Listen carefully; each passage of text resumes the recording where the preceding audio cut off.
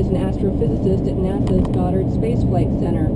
He's most excited about the idea of sending a probe to visit planets found in Alpha Centauri. Inside every astronomer is a space cadet, and this is the place to go. This is the destination that everyone talks about in the interstellar travel discussions. Even though, with today's technology, going to this nearby neighbor would take thousands of years. Nell Greenfield Boyce, NPR News.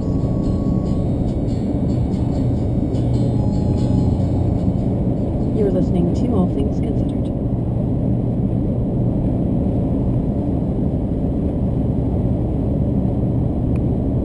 From NPR News, this is All Things Considered. I'm Robert Siegel. And I'm Melissa Block. Researchers say there's growing evidence that treatments for Alzheimer's disease will need to begin years or even decades before symptoms appear. That news comes as several experimental drugs have failed to help people who've already begun having problems with memory and thinking. NPR's John Hamilton reports on why scientists are now leaning toward early intervention. There has been a lot of talk about Alzheimer's this week at the Society for Neuroscience meeting in New Orleans. At a news conference, Fred Van Leuven, a scientist from Belgium, briefed reporters on a new type of drug that helped mice with an Alzheimer's-like condition. Then, Van Leuven described his frustration trying to translate experiments like this one into an effective drug for people. 20 years ago when I started this work, I was hoping by 65 I was going to have a pill for myself. That's next year and I don't have a pill yet, so it's great. Scientists at the meeting say one reason drugs haven't worked may be that treatment is just started too late.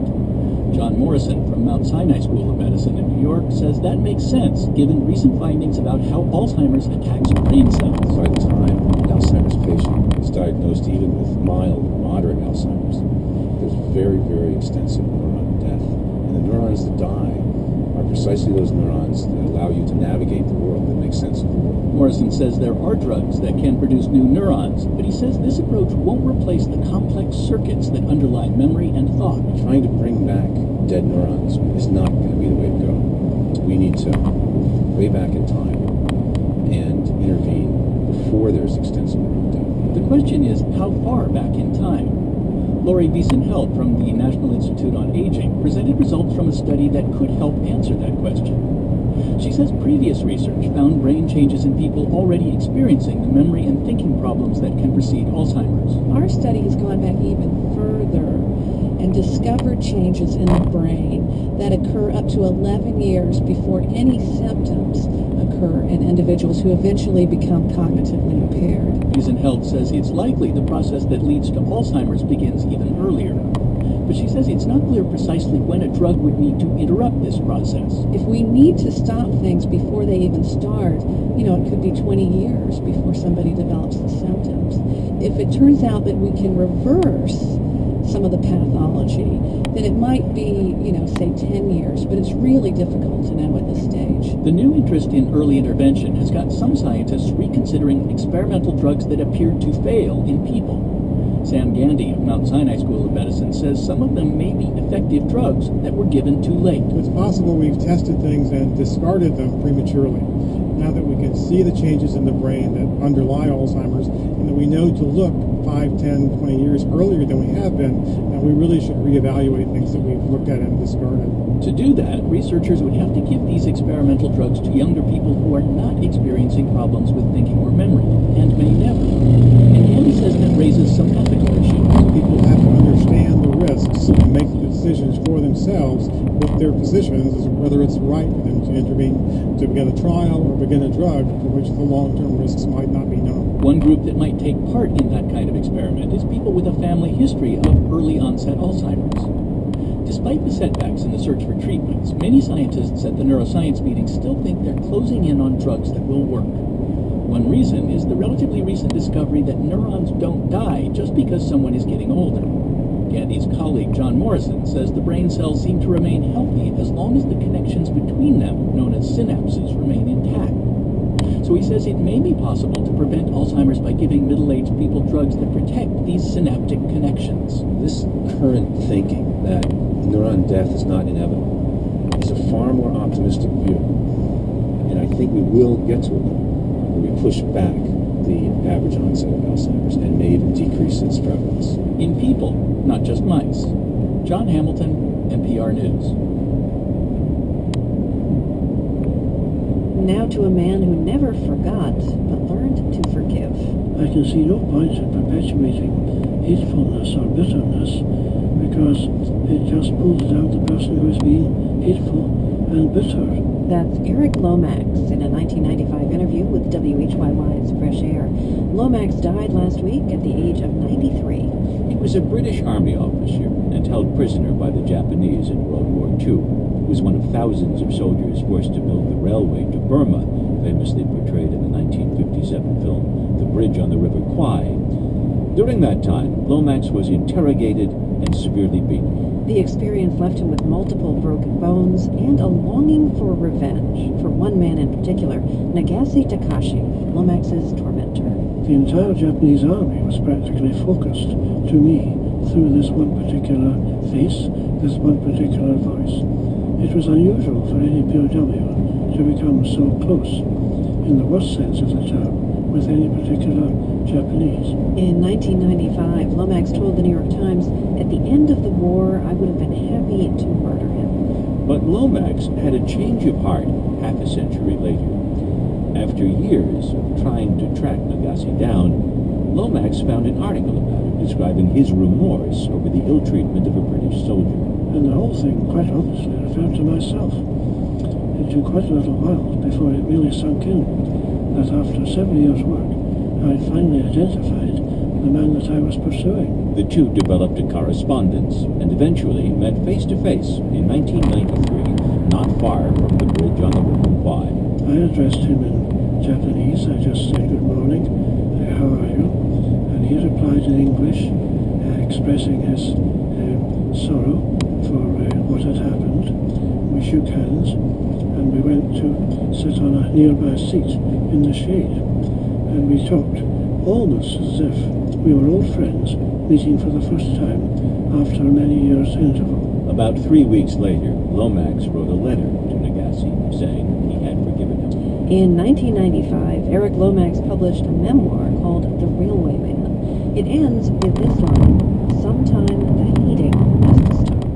Or, as he told WHYY's Fresh Air, It does suggest that it is possible for two people with goodwill to become reconciled. Eric Lomax, the soldier who forgave, died last week at the age of 93.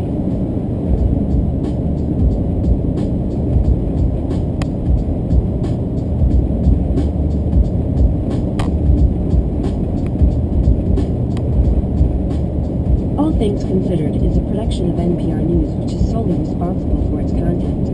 To find out more about the books and authors you hear on NPR's programs, go to npr.org/books. There you'll find author interviews, NPR's bestseller lists, and find out what our staff is reading. This is NPR.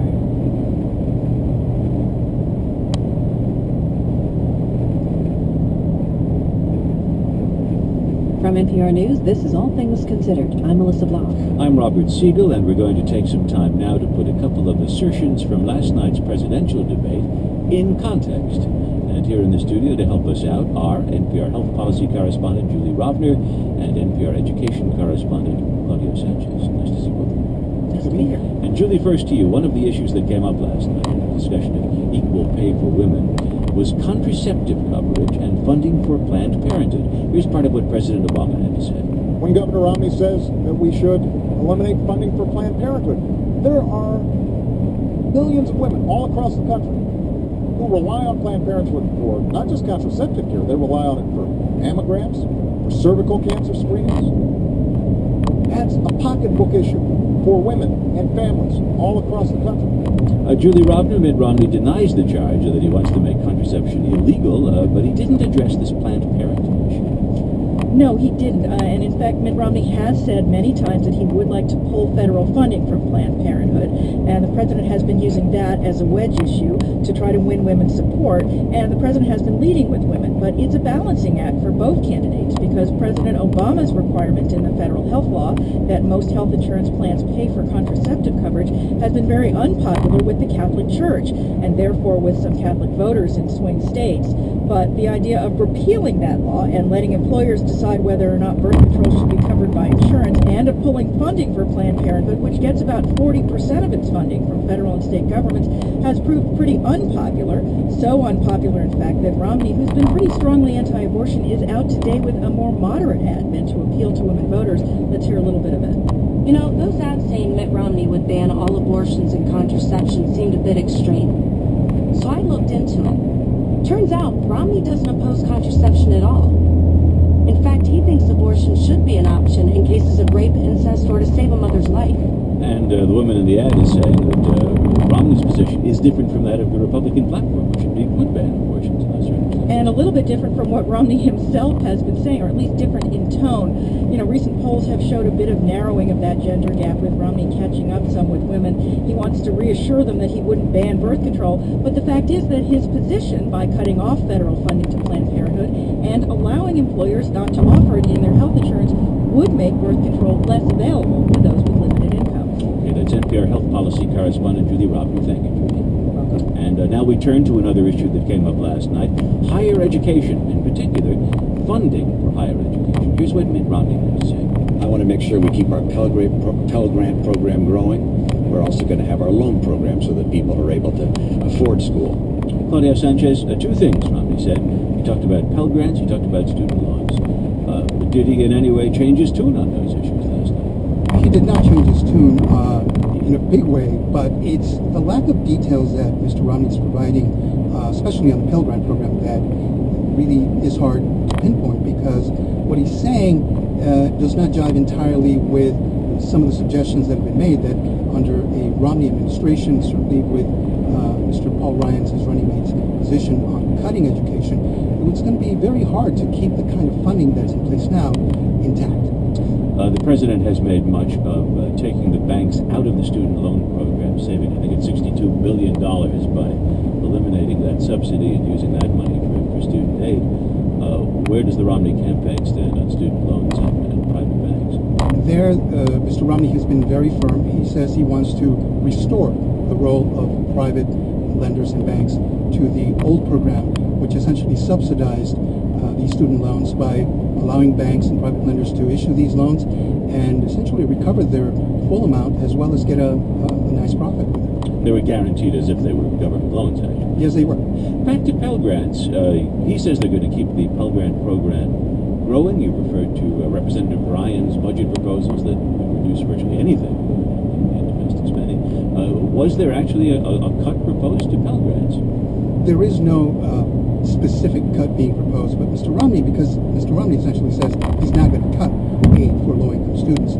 The Romney campaign does, though, talk about refocusing Pell Grants on students who need them most, which could mean he could reduce the number of people on Pell Grants by raising the eligibility requirements. In other words, you'd have to be poor to qualify. And to be eligible right now, your family income cannot be over $50,000, more or less. Now, in the big picture, though, is that while significantly cutting Pell Grants is politically unlikely, debating who should be eligible for Pell Grants is a matter that Congress will take up regardless of who's president. Thank you, NPR's Claudio Sanchez and Julie Robner. You're welcome.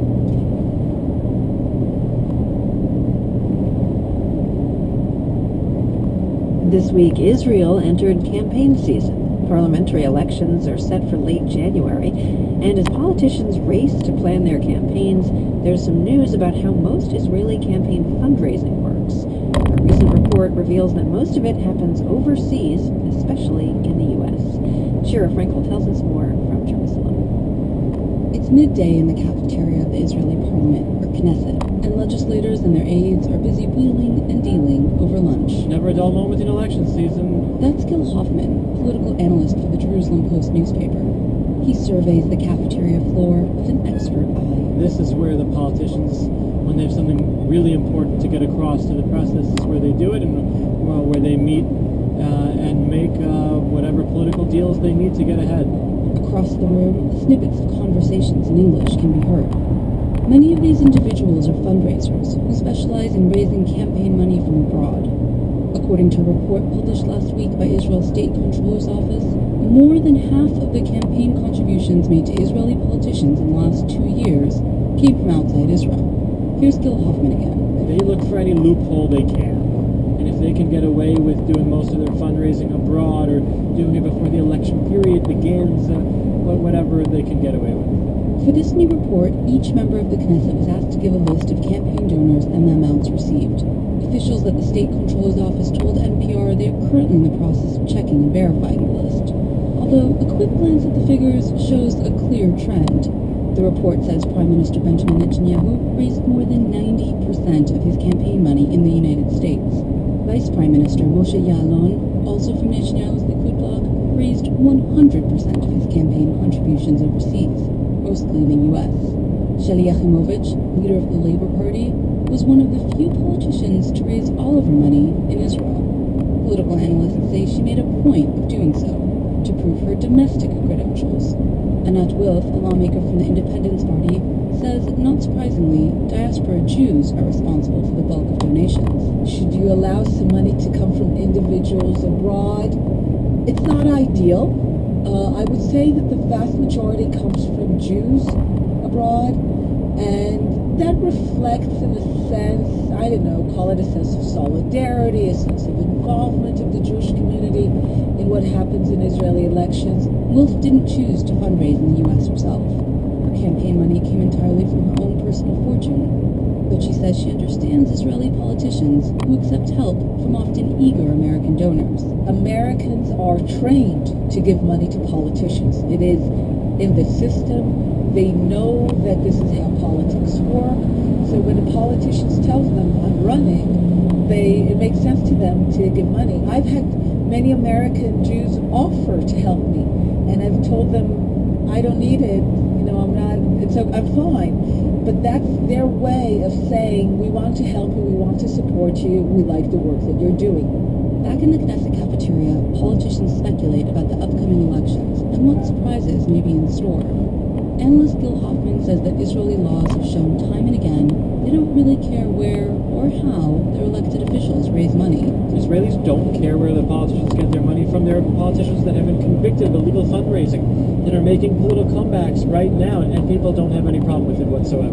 What's more important to Israelis, he says, is that their elected officials have the elbows to get the job done.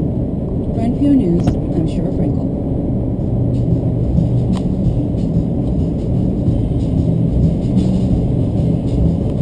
You're listening to All Things Considered from NPR News.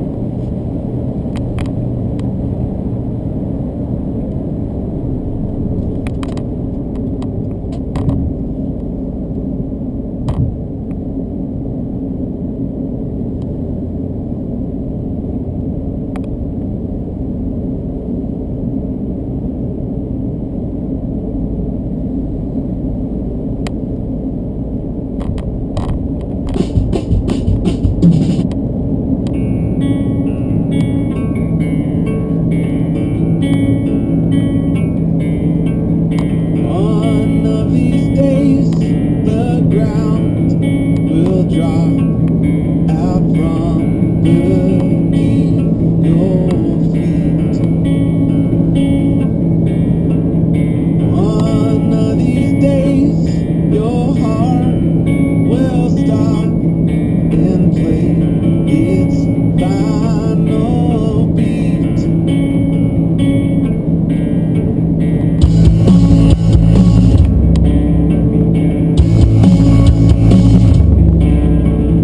One of these days, the clocks will stop and time won't be a thing. One of these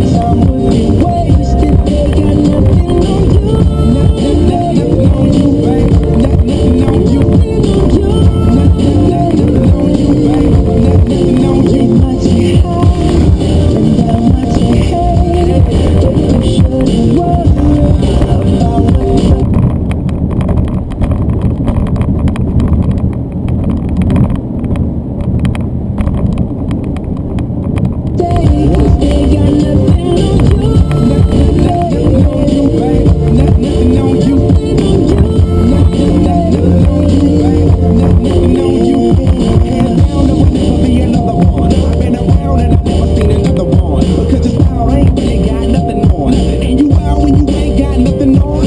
Baby, you the whole package. Plus you pay your taxes. And you keep it real while the mothers stay plastic. Till my Wonder Woman call me Mr. Fantastic. Now think about it. I've been to London, I've been to Paris, even where there in Tokyo. Back home down in Georgia, to New Orleans, but you always get shows. And just like that, girl, you got me froze. Looking Nintendo Pro. If you never knew, well, now you know. No, beautiful girls all over the world. I could be chasing, but my time would be wasted. They got nothing on you. Nothing on you, babe. Nothing on you. Nothing on you, babe. Nothing on you. They might say hi, and I might say hey, but you shouldn't worry about what they say, 'cause they got nothing on you.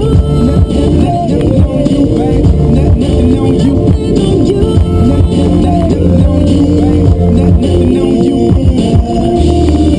Everywhere I go, I'm always hearing your name. And no matter where I'm at, girl, you make me wanna sing. Whether a bus or a plane, or a car or a train, no other girls on my brain, and you the one to blame. Girls all over the world, I could be chasing, but my time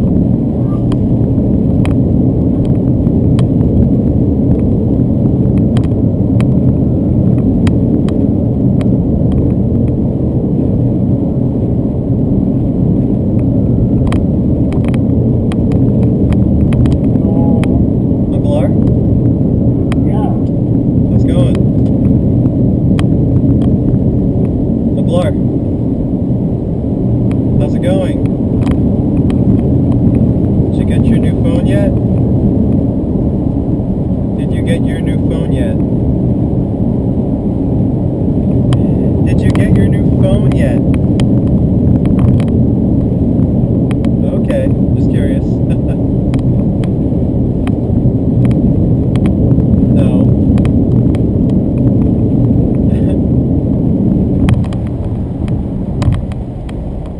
We'll see. I'm going to be home this weekend. Is Amy there?